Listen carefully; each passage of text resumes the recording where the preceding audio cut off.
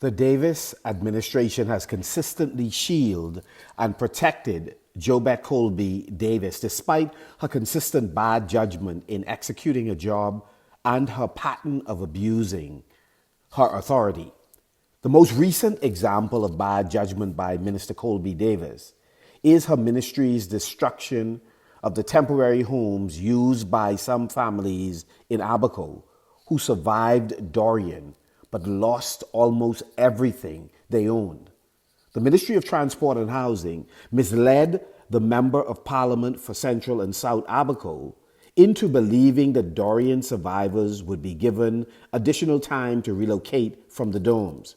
However, on the sad day of demolition, the Ministry of Housing blindsided both the Member of Parliament and the Dorian survivors. Dorian waves and winds took their homes in 2019, and the Davis administration took their temporary homes in 2022. The Prime Minister's office in general and the DRA in particular should have been notified in advance of the demolition, since they were responsible for the Dome program. The question is, were they aware of this action and did they agree? Social services should have been intimately involved in the relocation of these Dorian survivors. Did the Minister of Housing inform the Minister of Social Services of the day of demolition, and did he agree? The police was present to oversee the demolition process. Was the Minister of National Security aware of this, and did he agree? The timing of the destruction of the domes meant some residents had no ability to save their belongings, which were destroyed.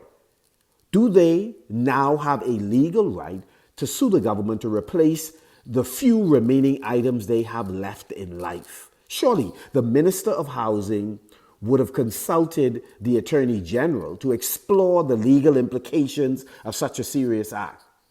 Was the Attorney General aware, and did he agree? Members of the Davis administration once again appear not to be on the same page, even though the destruction took place only 2 days after Cabinet met and must have discussed such a drastic decision. Ministers sitting in the same cabinet were not clear on who gave the extension for residents to stay longer in the domes, and definitely were not in agreement that the demolition should have occurred. Minister Coleby-Davis' arrogance is hurting the people she is called to serve. Let's look at her behavior.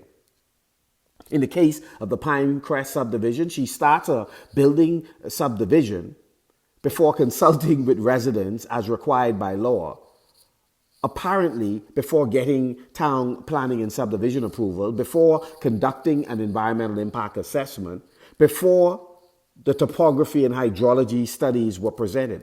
All of these items were the grounds for which she had canceled the former administration's housing project. Let's look at her record. There's the case of the inappropriate $20 million loan for a housing project. This inappropriate $20 million loan for the housing project in Carmichael Road area raises serious questions. She and several cabinet ministers struggled to explain their apparent violation of the Debt Management Act. Who know the truth with respect to this project and how it is being funded? We know based on the budget it was not budgeted for. Then let's look at the accusation of an assault on a police officer. The minister has been accused by a police officer of bumping him with her vehicle despite his instructions for her not to go in the direction she desired. The Prime Minister's claim that there is no investigation into this matter has been proven false. And unfortunately, the Minister of National Security has also injured his reputation, coming to her defense while the investigation is still continuing. Her bad judgment jeopardizes the reputation of this administration. And then, of course, there is Taxi Plate Gate.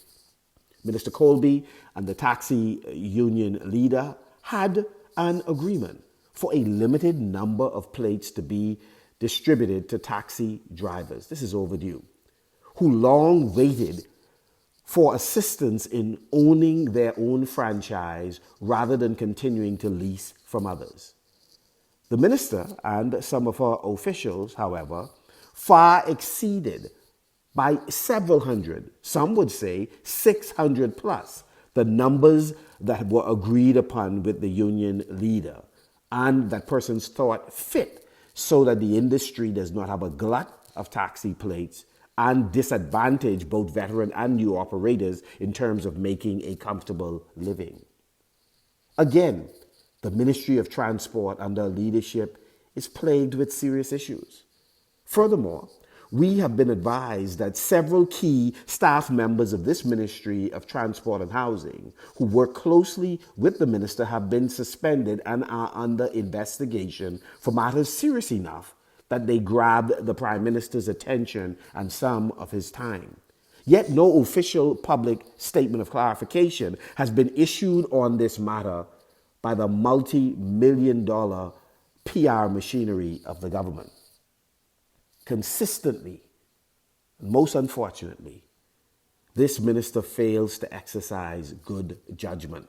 The very minister with responsibility for helping house Bahamians is at the center of callous actions to evict Bahamians by demolishing their temporary homes. The question in the minds of many Bahamians is whether she is fit to be trusted with the tremendous power that the Prime Minister has given her.